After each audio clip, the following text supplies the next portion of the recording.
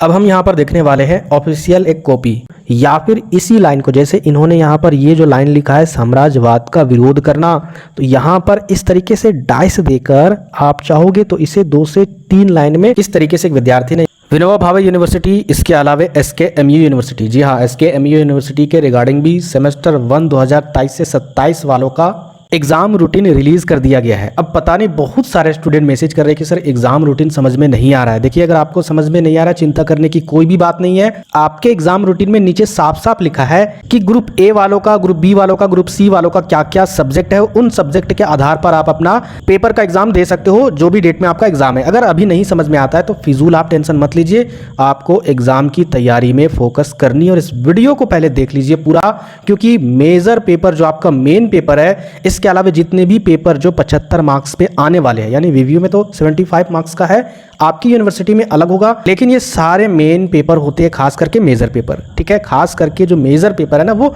आपका main paper है। और आपके मेन पेपर में अगर नंबर अच्छा नहीं आए तो समझिए जो फाइनल रिजल्ट डिक्लेयर होगा ना, फाइनल रिजल्ट जब जारी होगा उस समय आपका मार्क्स घट जाएगा। जैसे उदाहरण के तौर पर मैं आपको बता रहा हूँ, स्टूडेंट का इस तरीके से रिजल्ट जाएगा, ध्यान से समझिएगा। टोटल 6 पेपर का आपका एग्जाम देना है। 6 पेपर में AEC पेपर, जिनका हिंदी होगा या फिर इंग्लिश होगा, AEC पेपर का रिजल्ट बहुत ही अच्छा गया, यानी A ग्रेड आया, A+ आया। ठीक है, उसके बाद AEC पेपर के अलावा आपका अंडरस्टैंडिंग इंडिया का भी A+ आया। इसी तरीके से सारे पेपर का अगर A+ आता है, ध्यान से समझिएगा, लेकिन आपका मेजर पेपर में B ग्रेड आ जाता है, तो क्या आपका जो रिजल्ट है उसमें इन मार्क्स के आधार पर रिजल्ट बनेगा? बिल्कुल भी नहीं। मेजर पेपर और इन सब को इंक्लूड करके ही रिजल्ट बनता है। और हमेशा याद रखना, मेजर पेपर का ही मार्क्स सबसे इंपॉर्टेंट मार्क्स आंका जाता है। तो आपको मेजर पेपर अच्छे से लिखना होगा, आपको मेजर पेपर का कॉपी फॉर्मेट अच्छे तरीके से लिखना होगा। एक विद्यार्थी हमें मैसेज करते हैं और हमें क्वेश्चन पूछते हैं कि सर हमने बहुत पढ़ा, अच्छे तरीके से पढ़ा,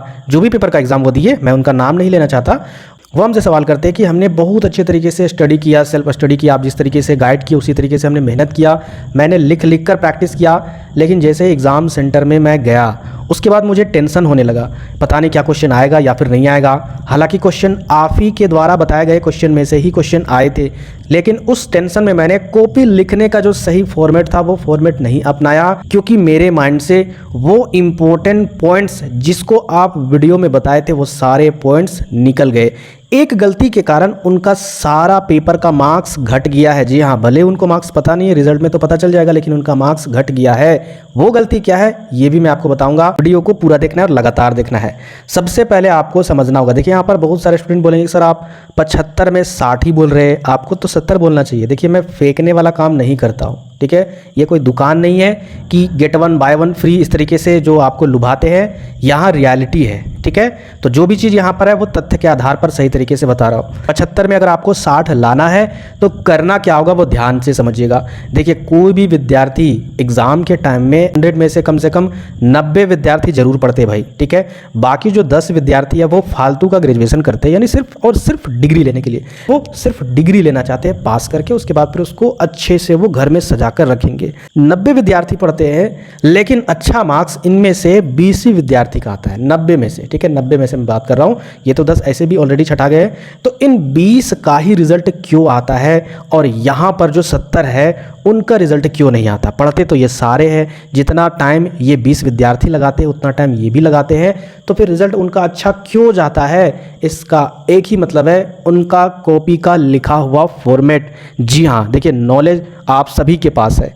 आपको अगर बोले हिस्ट्री के बारे में, हड़प्पा सभ्यता के बारे में, उसकी उत्पत्ति के बारे में, उसके पतन के बारे में, किसको नहीं नॉलेज होगा? सभी विद्यार्थियों को नॉलेज होगा, लेकिन आप उस नॉलेज को सही फॉर्मेट में नहीं लिख पाने के कारण आपका मार्क्स कम हो जाता है। क्यों? क्योंकि कोई भी टीचर लेंदी भरा हुआ कॉपी नहीं चेक करता अच्छे तरीके से, वो आपको एवरेज मार्क्स दे देते हैं आपके भरे हुए पन्ने या फिर आपके लिखावट पर, आपके राइटिंग पर। इसीलिए पहली गलती आपको नहीं करनी है। क्या नहीं करनी है कि आपको पन्ना सिर्फ भरते नहीं जाना है। जैसे कि अगर हड़प्पा सभ्यता की उत्पत्ति के बारे में पूछ रहे क्वेश्चन, आप क्या कर रहे हो, हड़प्पा सभ्यता की खोज इतनी ईस्वी में हुई, हड़प्पा सभ्यता में इतने सारे स्थल खोजे गए जिनमें से मोहनजोदड़ो प्रथम स्थल था, इसके अलावा ये पूरा भरते जा रहे हो, सारा पन्ना आपने भर दिया। फिर पन्ना भरने के बाद फिर पलटे और फिर वहाँ पर सेकंड पन्ना इसी तरीके से भरते जा रहे हो, इसी तरीके से 3, 4, 5, 6, 7 टोटल आप 8 पेज भी लिखोगे ना। और जो फॉर्मेट में बता रहा हूँ ना, यानी एक विद्यार्थी 8 पेज इस तरीके से भर दिए, एक विद्यार्थी मात्र 4 पेज या फिर 5 ही पेज या फिर 4 पेज या फिर 5 ही पेज मेरे बताए हुए फॉर्मेट की तरह अगर भर देंगे, मेहनत इसका ज़्यादा लगेगा लिखते समय, इसका हाथ दर्द देगा, लेकिन इसका हाथ नहीं दिमाग थोड़ा सा लगाना होगा। तो सोच लीजिए कम मेहनत में इसका रिजल्ट बेटर होगा ना कि इसका बेटर होगा। ये साफ साफ आपके यूनिवर्सिटी के ही लेक्चरार बताते हैं। जी हाँ, कि यहाँ पर जो स्टूडेंट लिखते हैं उनका मानना क्या है, स्टूडेंट लिखते हैं ना तो वो देखना कॉपी में क्या चाहते हैं। साफ साफ लेक्चरार बोल रहे हैं कि हम किसी विद्यार्थी का नंबर नहीं घटाना चाहते, ना ही हम नंबर काटते हैं। कभी भी किसी विद्यार्थी का वो नंबर नहीं काटते हैं, माइनस में नंबर नहीं देते हैं। जैसे कि बहुत सारे स्टूडेंट करते क्या है कि 2-4 क्वेश्चन में 2 घंटा 2.5 घंटा वो लगा देते हैं, जिस कारण से बचे हुए क्वेश्चन में से कुछ क्वेश्चन छूट जाता है, उसके बाद वो क्वेश्चन वो नहीं लिख पाते हैं। तो उन विद्यार्थियों के लिए लेक्चरार का जो कहना है ना, वो बताते हैं कि कम से कम बच्चा अगर एक पन्ना भी उसके रिगार्डिंग कुछ भी लिख देता है। मैंने आपको क्या बताया था, सबसे पहले आपको लॉन्ग क्वेश्चन लिखना है तो शॉर्ट आपका छूट जाएगा। तो अगर शॉर्ट अगर छूट जाता है और आप सिर्फ एक ही पन्ना लिखते हो और वो अगर 5 नंबर का क्वेश्चन है तो 2 से 3 नंबर अपने से बैठा देते हैं लेक्चरार। कोई दुश्मन नहीं है भाई, आप ही के द्वारा उसका भी घर चल रहा है। तो वो आपको बताना चाहते हैं आप फॉर्मेट सही कीजिए, वो आपको भरपूर नंबर देंगे। तरीका आप सही कीजिए, बेझिझक आपका नंबर 100% बढ़ेगा। तो देखते हैं हम लोग यहाँ पर फॉर्मेट किस तरीके से आपको लिखना होगा। इसके बाद मैं आपको एक कॉपी में लिखा हुआ फॉर्मेट दिखाऊंगा, ठीक है। पॉलिटिकल साइंस का वो कॉपी है, उस फॉर्मेट को देखिएगा ध्यान से। आप बताइएगा क्या उसको लिखते समय स्टूडेंट की मेहनत ज़्यादा लगी होगी या फिर कम लगा होगा। सबसे पहले आपको करना क्या होगा, जैसे आप पेन वगैरह सारा कुछ लेकर जाते हो, स्केल लेकर भी जाना है। स्केल लेकर कब जाना है, अगर आपके उत्तर पुस्तिका में यहाँ पर जो लाइनिंग दिख रहा है ये वाला, ठीक है, ये रेड कलर का जो लाइनिंग दिख रहा है ये वाला अगर लाइनिंग होगा तो आपको स्केल ले जाने की ज़रूरत नहीं है। यहाँ पर आप लाइन मत खींचिएगा, ठीक है। अगर ये लाइनिंग नहीं होगा, इसी तरीके से लाइन होगा, तो उस सिचुएशन में आपको यहाँ पर स्केल रखकर सारे पन्ने में लाइन खींच लेना होगा। पहले ही खींच लीजिएगा। जैसे आप OMR शीट भरने का अगर आपको समय मिलता है ना 10 से 15 मिनट, तो उसको भरने के बाद तुरंत लाइनिंग खींच देना है सारे पेजेस में। लाइनिंग खींचने का आपको टाइम एक्स्ट्रा बर्बाद नहीं करना है। अब यहाँ पर कीजिएगा क्या, सबसे पहले आपको लॉन्ग क्वेश्चन बनाना है। लॉन्ग क्वेश्चन का फॉर्मेट क्या है मेजर पेपर का, टोटल 7 क्वेश्चन रहेंगे और कितने नंबर के क्वेश्चन रहेंगे, 15 नंबर के क्वेश्चन रहेंगे। इनमें से टोटल 4 ही क्वेश्चन आपको बनाने हैं। तो 7 में से 4 क्वेश्चन मेरे द्वारा कराए गए क्वेश्चन ही आएंगे, ये मैं पहले ही गारंटी ले रहा हूँ, 100% गारंटी पहले ही ले रहा हूँ। तो इसकी चिंता छोड़ दीजिए कि हाँ अगर सर क्वेश्चन नहीं आता है तो तब क्या करेंगे, तो उसकी चिंता मत कीजिए। खैर मैं आपको वीडियो में भी उसको भी एक्सप्लेन कर ही दूंगा तब कैसे लिखना है, लेकिन इसकी चिंता बिल्कुल नहीं करना है, ये हो ही जाएगा। अब यहाँ पर क्या करना होगा, सबसे पहले आप लॉन्ग क्वेश्चन बनाइएगा तो सबसे पहले ब्लैक पेन से आपको यहाँ पर ऊपर में हेडिंग देना होगा, लिखना होगा इस वाले लाइन में। क्या लिखना होगा, सबसे पहले आपको खंड लिखना होगा। अगर आप चाहो तो इंग्लिश से भी लिख सकते हो, सेक्शन बहुत सारे लोग लिखते हैं, ठीक है, तो आपकी मर्जी, हिंदी से लिखो या फिर इंग्लिश से लिखो। खंड लिखने के बाद तो आपको खंड गा देना होगा। लॉन्ग वाला सेक्शन कौन से सेक्शन से होगा वो देख लीजिएगा। इसके बाद इसको इस तरीके से अंडरलाइन कर देना है और इसको कोशिश करना है इस तरीके से मोटा करके लिखने का, ठीक है। खंड गा कोशिश कीजिएगा, ज़्यादा किचपिचाइएगा नहीं, डार्क दिखना चाहिए। ये आपने लिख दिया। इसके बाद इसमें आपको कौन सा क्वेश्चन आता है, 7 क्वेश्चन है टोटल। 7 क्वेश्चन में से जो भी क्वेश्चन नंबर आता है उस क्वेश्चन नंबर को यहाँ पर लिख दीजिएगा, एक लाइन छोड़कर। आपने खंड गा लिखा, एक लाइन छोड़ा, फिर नीचे आप लिख दीजिएगा। देखिए यहाँ से यहाँ तक आपका भर गया ना, पन्ना भर जाएगा। जो फॉर्मेट बता रहा हूँ ना बहुत अच्छे से भर जाएगा। इसके बाद आपको क्या करना है, जैसे आपसे क्वेश्चन पूछा जाता है हड़प्पा सभ्यता की उत्पत्ति या पॉलिटिकल साइंस की अगर ले ले, संविधान की विशेषताओं के बारे में आपसे पूछा गया है, या फिर समाजशास्त्र के बारे में अगर क्वेश्चन ले ले कि समाजीकरण के अवधारणा के बारे में बताइए, इनके महत्व के बारे में बताइए, इनकी विशेषता के बारे में बताइए, तो अलग अलग टॉपिक से कुछ भी क्वेश्चन आ सकते हैं, अलग अलग सब्जेक्ट से। तो यहाँ पर जो भी क्वेश्चन आता है ना, तो सबसे पहले क्वेश्चन नंबर 8 आपने जो लिखा, यहाँ पर आपको उस टॉपिक का अर्थ डिफाइन करना होगा। देखिए समाज शास्त्र में जैसे कि मैंने क्वेश्चन क्या किया था कि समाजीकरण क्या होता है, तो यहाँ पर आपको लिखना होगा समाजीकरण का अर्थ। उसके बाद इस तरीके से डैश देना होगा, ये ब्लैक पेन से लिखिएगा, इस तरीके से अंडरलाइन कीजिएगा। इसके बाद आपको क्या करना है, जैसे यहाँ पर मैंने बड़ा लिख दिया है, ये आपको एक ही लाइन में लिखना है, इस वाला लाइन में ही, ठीक है। मैंने बड़ा लिख दिया आपको समझाने के लिए। इसके बाद आपको क्या करना है, नीचे यहाँ पर अर्थ डिफाइन करना है। एक गलती करते हैं विद्यार्थी, ध्यान से समझिएगा, वो गलती आपको नहीं करना है। अर्थ आपको कम से कम 5 से 6 लाइन ही लिखना है, केवल 5 से 6 लाइन। जैसे आप यहाँ पर अर्थ लिख रहे हो, ठीक है, तो अर्थ लिखने के बाद 1 line, 2 line, 3 line, 4 line, 5 line, 6 line, हद से ज़्यादा 7 लाइन में ही आपको अर्थ डिफाइन करना है। अब आप अर्थ डिफाइन करने के बाद आपको क्या करना है, समाजीकरण के बारे में आपने लिख दिया, उसके बाद आप उसके कुछ उदाहरण दे सकते हो, कुछ एग्जाम्पल के तौर पर उसका उत्तर लिख सकते हो अगले लाइन को छोड़कर। अर्थ वाला आपने लिखा, यहाँ पर 1 लाइन छोड़ देना, इसके बाद फिर यहाँ से आपको उदाहरण देकर कि हाँ समाजीकरण में ये जो लोग होते हैं ना वही निर्माण करते हैं समाज का, और समाजीकरण में ये सारे लोग भागीदारी होते हैं और एक समाज का निर्माण करते हैं, इस तरीके से। तो इस तरीके से उदाहरण देकर 2-4 लाइन उसको भी लिख देना है।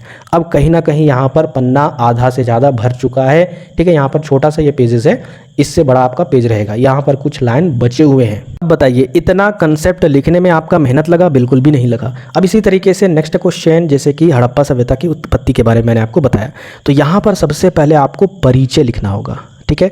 परिचय लिखने के बाद किनका परिचय देना है, ये चीज़ मैंने कई बार वीडियो में बताया है। हालांकि मैं किसी तरीके से क्वेश्चन आपको करवाऊँ, लेकिन जो फॉर्मेट बता रहा हूँ उसी तरीके से आपको क्वेश्चन करना है, लिखना है। परिचय में हड़प्पा सभ्यता के बारे में आपको बतानी है, इसकी खोज कब की गई, कुछ लाइन आपको लिखना है, डिफाइन करना, उसके कालखंड के बारे में बताना है। उम्मीद करते हैं कि ये चीज़ आप समझ गए, क्वेश्चन को शुरू करने का फॉर्मेट आप समझ गए होंगे। अब इसके बाद आपको क्या करना है, जैसे अगर हड़प्पा सभ्यता के उत्पत्ति के बारे में आपने परिचय लिखा, इसके बाद आपको हड़प्पा सभ्यता के स्थल के खोज के बारे में डिटेल से लिखना, सारे स्थल के बारे में। तो सारे स्थल के बारे में भी कम से कम 6 से 7 लाइन जरूर लिखिएगा। अगर आपको नहीं आ रहा है तो अपने से बनाकर जरूर लिखिएगा। और उसको लिखने का तरीका क्या है, जैसे आप हड़प्पा स्थल के बारे में लिख रहे हो तो सबसे पहले हड़प्पा लिखना होगा, इसके बाद इसको अंडरलाइन करना होगा, ठीक है। इस तरीके से डैश दीजिएगा, ये वाला लाइन छोड़ दीजिएगा, जो डैश दोगे उसके नीचे वाले लाइन से शुरू करना है, और आपको कोशिश करना है इतना आधा में आपको पूरा लिखना है, इस तरीके से, क्योंकि दिखने का जो फॉर्मेट है ना कॉपी का वो अच्छा दिखना चाहिए। इससे क्या होगा कि इतना भाग आपको मेहनत करने की ज़रूरत नहीं हो रही है। यही इसी तरीके से लेक्चरार देखना चाहते हैं आपकी कॉपी, और आप मेहनत, डबल मेहनत आप लगा देते हो कॉपी में, पूरा मजदूर के जैसा रगड़ते रहते हो। ये गलती ना करो, आपसे रिक्वेस्ट है।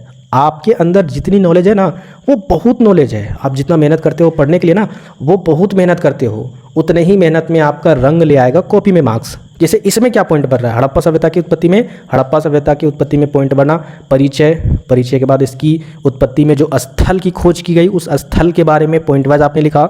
उसके बाद लास्ट में आप उसके पतन के बारे में लिख दीजिए, या फिर कुछ भी हो जो भी आता हो लास्ट में उसके बारे में लिख दीजिए। और उसके बाद निष्कर्ष आप खुद से लिख दीजिएगा कि हड़प्पा सभ्यता के बारे में इन बिंदुओं से हम लोग इसकी उत्पत्ति का विस्तार के बारे में बता सकते हैं। साथ ही साथ अभी तक से इसकी लिपि के बारे में जानकारी नहीं मिली है, जैसे ही लिपि के बारे में जानकारी मिलेगी उसके बाद सारी जानकारी हड़प्पा सभ्यता के बारे में पता चल जाएगी। निष्कर्ष तरीके से अगर आप बना दोगे कभी भी नंबर नहीं कटेगा, फुल टू फुल नंबर मिलेगा, फॉर्मेट होना चाहिए। अब यहाँ पर समाजीकरण के बारे में आपने लिखा शुरू में कि समाजीकरण का अर्थ क्या होता है। अब समाजीकरण में या फिर ज्योग्राफी की भी अगर बात करें, कुछ विद्वान के परिभाषा होते हैं। हाँ, सबसे इम्पोर्टेंट है, अलग अलग जो मेजर पेपर है ना, सब्जेक्ट है ना, उसका कॉपी अलग अलग लेक्चरार अलग अलग तरीके से नंबर देते हैं। जैसे समाजीकरण या ज्योग्राफी वाला जो पेपर है, समाज शास्त्र हो गया या फिर ज्योग्राफी वाला, इन सभी में फॉर्मेट में क्या देखते हैं कि आपको विद्वान के बारे में जानकारी है कि नहीं, विद्वान का जो परिभाषा दे रहे हैं वो आप जानते हैं या फिर नहीं। जैसे ज्योग्राफी में जैसे कि कोई थ्योरी है, अब उस थ्योरी का प्रतिपादन किसने किया इसके बारे में आपको पता ही नहीं, बस आप रगड़ रहे हो, लिख रहे हो, तो ऐसी गलती नहीं कीजिएगा। थ्योरी तो आप लिखिएगा, साथ ही साथ उस थ्योरी के बारे में किसने कहा वो भी आपको लिखना है। उसी तरीके से समाजीकरण में समाजीकरण का कोई परिभाषा देंगे तो उस परिभाषा को भी आपको लिखना है। इसके बाद फिर अगले पॉइंट पर आपको क्या करना है, उसकी विशेषताओं को बताना है, उसके बाद उसके महत्व को बताना है। इसी तरीके से पूरे तरीके से लिखा जाता है। विशेषताएं और महत्व में क्या होता है कि आप एक लाइन में एक पॉइंट देकर लिख सकते हो, या फिर आप चाहो तो एक पॉइंट को 3 से 4 या 5 लाइन में भी डिफाइन कर सकते हो। कुछ अंडरलाइन करके, जो भी इंपॉर्टेंट पॉइंट होंगे ना उसको अंडरलाइन कर दीजिएगा कि इस टॉपिक पर पहले पॉइंट पर हम बात कर रहे हैं, क्योंकि 5 से 6 लाइन वाला पॉइंट्स को भी टीचर जल्दी देखते नहीं, वो इंपॉर्टेंट पॉइंट्स को वो देखना चाहते हैं। तो अगर आप उसे अंडरलाइन कर दीजिएगा तो वो टीचर तुरंत देख लेंगे, अच्छा इस रिलेटेड से यहाँ पर बातें लिखी गई है, तो तुरंत वहाँ पर आपका मार्क्स मिल जाएगा। देखिए आप अब बच्चे नहीं रहे, ग्रेजुएशन में हो, तो आपका वो लैंग्वेज नहीं चेक करते कि आप कैसे लिख रहे हो, वो आपका पॉइंट्स चेक करते हैं कि हाँ आपको आता है या फिर नहीं आता है। अब हम लोग बात करेंगे कि कितना पेज आपको लिखना है मेजर पेपर में। 15 नंबर वाले क्वेश्चन, लॉन्ग क्वेश्चन को कितना पेज में आप डिफाइन कीजिएगा, क्योंकि ये चीज़ जानना इंपॉर्टेंट है। लेक्चरार क्या कहते हैं आपके द्वारा, कितना पेज अगर विद्यार्थी लिखेंगे तो हाँ फुल में फुल उनको मार्क्स दिया जाएगा। इससे पहले मैं आपको बता दूं, वीडियो के शुरुआत में मैंने आपको बताया था कि कुछ विद्यार्थी मेहनत बहुत करते हैं, 6 से 7 पन्ने भी भर देते हैं, जी हाँ, लेकिन फिर भी उनका मार्क्स देने में मन नहीं करता। ये पहले अवधारणा थी, बहुत पहले क्या होता था, 3 साल का ग्रेजुएशन था, बाहर कमाने के लिए लोग चले जाते थे, डिग्री हासिल करने के लिए सिर्फ एग्ज़ाम लिखने के लिए आते थे और जैसे तैसे घसड़ते थे, यहाँ तक कि बहुत सारे लोग गाना वगैरह कुछ भी लिख देते थे, फिर भी वह पास कर जाते थे, फाइनल में उनका डिग्री मिल जाता था। लेकिन अब ऐसा बिल्कुल भी नहीं है। सेमेस्टर जब से लागू हुआ है तब से तो टफ कॉपी चेक हो ही रहा है, यानी आपका फॉर्मेट चेक हो रहा है, कॉपी टफ चेक नहीं हो रहा है। इसके रिगार्डिंग भी मैंने जानकारी हासिल की है, कॉपी बिल्कुल भी टफ चेक नहीं हो रहा है। कॉपी अगर टफ चेक होना स्टार्ट हो जाएगा ना तो सारे लोग प्रमोट कर जाएंगे, सिर्फ 10 ही 15 विद्यार्थी बच जाएंगे पास होने लायक। तो कॉपी टफ चेक नहीं हो रहा है, आपका फॉर्मेट चेक हो रहा है। न्यू एजुकेशन पॉलिसी जब से लागू हुई है आपको ये देखा जा रहा है कि आप कितना काबिलियत हो किसी भी बिंदु को याद करने की। तो वो विद्यार्थी जो 6 से 7 पन्ने लिखा था वो सिर्फ इस तरीके से पूरा घसड़ दिया था, इसीलिए उसका मार्क्स कम आया। अब ये भूल क्यों जाते हैं? किसी भी क्वेश्चन के आंसर को अगर आप याद करते हो, सबसे पहले आपको क्या फोकस करना होगा, पूरा पूरी लिखना नहीं है, पूरा पूरी याद नहीं करना है। जैसे अगर आप हड़प्पा सभ्यता की उत्पत्ति के बारे में याद करते हो तो परिचय में आपको इंपॉर्टेंट पॉइंट से याद करने हैं। आप पूरा लाइन बाय लाइन रट्टा क्यों मारते हो, लाइन बाय लाइन क्यों याद करते हो, ये गलती क्यों करते हो, बचपन जैसा आप क्यों रट्टा मारते हो? ऐसा बिल्कुल भी नहीं करना है। इसमें क्या पॉइंट्स आपको याद करना है परिचय में कि भाई इसकी शुरुआत कब हुई थी, ये खोजा कब गया था, आखिर इसे इस सभ्यता के बारे में जानकारी कौन दिया था, इस सभ्यता का कालखंड क्या था, बस इससे ज़्यादा आपको थोड़ी ना देखना है। उसी तरीके से आगे भी आपको सिर्फ बिंदुएं याद करनी है, बिंदुएं, जी हाँ बिंदुएं, उस पॉइंट्स को आपको याद करना है, उस पॉइंट्स को समझ लेना है वीडियो में। और अगर आप मेरे लिखे हुए बातों को नहीं लिखते हो तो नंबर नहीं कटेगा, लेकिन अगर समझकर अपने से भी लिखते हो तो नंबर 100% मिल जाएगा। तो याद करना नहीं है, बिंदु को याद करना है, पॉइंट्स को याद करना है और समझना है पॉइंट्स को कि आखिर ये बिंदु कहना क्या चाहता है, उसका अर्थ क्या होता है, उसमें हम लिखेंगे क्या। इससे क्या होगा कि आपका समय भी बचेगा रिवीजन करने में, पढ़ने में, और फ़ायदा भी होगा आपका लिखते समय एग्ज़ाम में, ठीक है। तो बिंदु को हमेशा आपको रिवीजन करना है, लिखना है।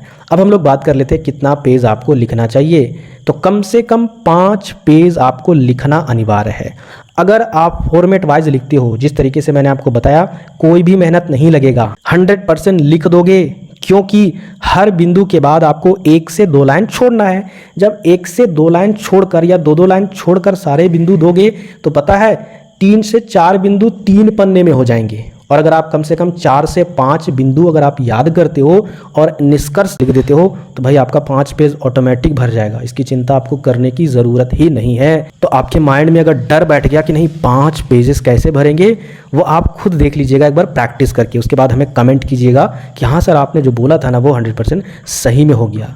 अब हम यहाँ पर देखने वाले हैं ऑफिशियल एक कॉपी, किस तरीके से एक विद्यार्थी ने यहाँ पर कॉपी में लिखा है वो ध्यान से देखिएगा और देखिएगा यहाँ पर इनका फॉर्मेट क्या है। तो देखिए यहाँ पर सबसे पहले इन्होंने सेक्शन लिखा, सेक्शन लिखने के बाद यहाँ पर लॉन्ग आंसर टाइप क्वेश्चन लिखा। तो ये लिखने की कोई भी ज़रूरत नहीं है, हालांकि इन्होंने लिखा उससे कोई दिक्कत नहीं है, लेकिन आपको ये लिखने की ज़रूरत नहीं है, समय आपको बचाना है। सिर्फ और सिर्फ यहाँ पर सेक्शन लिखना है, या फिर हिंदी में भी आप खंड लिख सकते हो। इसके बाद यहाँ पर देखिए जिस तरीके से मैंने बताया था क्या लिखा हुआ है, क्वेश्चन नंबर, और यहाँ पर आंसर लिख सकते हो या नहीं भी लिख सकते हो, क्योंकि ये खुद ही एक उत्तर पुस्तिका है, ठीक है। तो उत्तर या आंसर लिखने की कोई ज़रूरत नहीं है, क्वेश्चन नंबर लिख देना है। इसके बाद यहाँ पर देखिए, यहाँ पर इन्होंने गुट निरपेक्ष आंदोलन के टॉपिक को हेडलाइन बनाया और इसके बारे में यहाँ पर देखिए किस तरीके से इन्होंने लिखा है। देखिए यहाँ पर ये लाइन लिखे, फिर यहाँ पर ये लिखे, फिर यहाँ पर पैराग्राफ छोड़ दिए, फिर यहाँ पर लिखे, फिर यहाँ पर पैराग्राफ छोड़कर फिर यहाँ पर ये 4 लाइन लिखे। पैराग्राफ छोड़ना आप लोग समझते हो ना कि जहाँ से ख़त्म किए उसी के नीचे वहीं से स्टार्ट करना।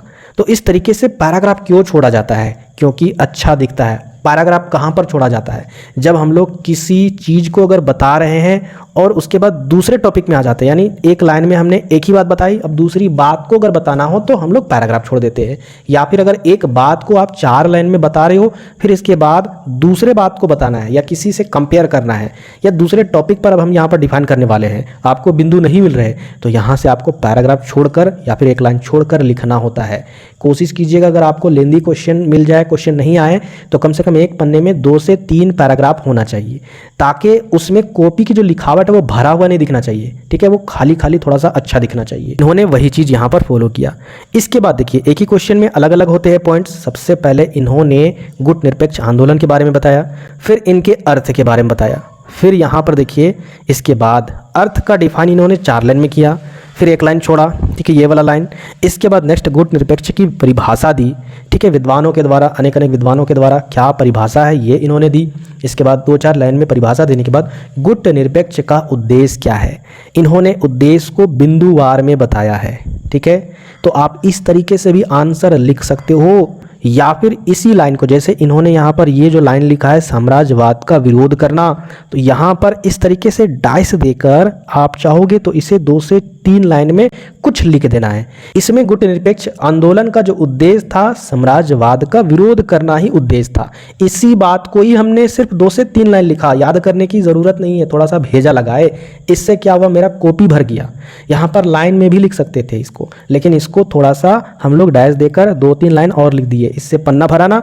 और जब भी अगर आप इस तरीके से डाइस दोगे तो कोशिश करना यहाँ पर जो पॉइंट्स लिखे हो यहाँ से मत लिखना स्टार्ट करना, आपको इस तरीके से फॉर्मेट बनाना है, ऐसे ऐसे लिखते जाना है, फिर अगला लाइन यहाँ से लिखना है, फिर डाइस देना है। तो इस तरीके से आप चाहो तो लिख सकते हो। भरने के लिए जो मैंने बताया कि आप डाइस देकर कुछ उसके बारे में लिख दीजिए, कोई भी वैसा चेक नहीं करते, डीपली पॉइंट्स को ही देखते हैं। फिर देखिए यहाँ पर शीत युद्ध के समय में गुट निरपेक्ष आंदोलन की क्या भूमिका थी, इसको इन्होंने डिफाइन किया जिस तरीके से लेंदी लिखते हैं। लेकिन रुकिए, यहाँ पर इन्होंने यहाँ से पैराग्राफ छोड़कर फिर यहाँ से अगले पैराग्राफ में बढ़ा। हालांकि यहाँ पर इन्होंने एक मिस्टेक की, एक लाइन छोड़ना चाहिए था या फिर यहाँ से इनको लिखना चाहिए था, तो खैर जो भी है। इसके बाद फिर आगे देखिए इन्होंने किस तरीके से लिखा है, फिर यहाँ पर पैराग्राफ छोड़ा है, तो इस तरीके से लिखा जाता है। आप हो क्या टाइम देखे नहीं, रगड़ रहे हो, ऐसे काम नहीं चलेगा, कोई भी फायदा नहीं होगा।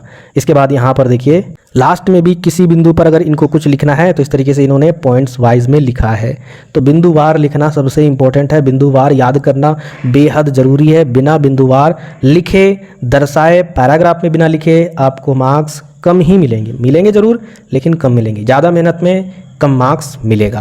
तो उम्मीद करते हैं कि आज के वीडियो में जो भी कुछ मैंने आपको बताया वो चीज़ आप फॉलो करोगे, समझोगे, उसी तरीके से आपको याद भी करना है, रिवीजन भी करना है और समझना है, और उसी तरीके से फाइनल एग्ज़ाम में कॉपी को भी लिखना है। इसके बाद फिर आपको मार्क्स की चिंता नहीं सताएगी।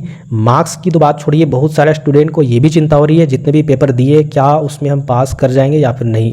सोचिए ये हालात है, तो इसीलिए जिस फॉर्मेट में मैंने आपको बताया उस फॉर्मेट में आप जरूर लिखिएगा। बहुत सारे स्टूडेंट यहाँ पर छोड़कर चले गए होंगे, लंबी वीडियो को वो देखना नहीं चाहते, वो सिर्फ रील्स में बिजी रहना चाहते हैं, इंस्टाग्राम वाले रील्स, फेसबुक वाले रील्स में बिजी रहना चाहते हैं। तो भाई उनको जीवन में भी बिजी कर देगा वो सारे रील। अगर आप लोग देखे हो, मेहनत कीजिए, सफलता जरूर मिलेगी। मिलते फिर नेक्स्ट वीडियो में।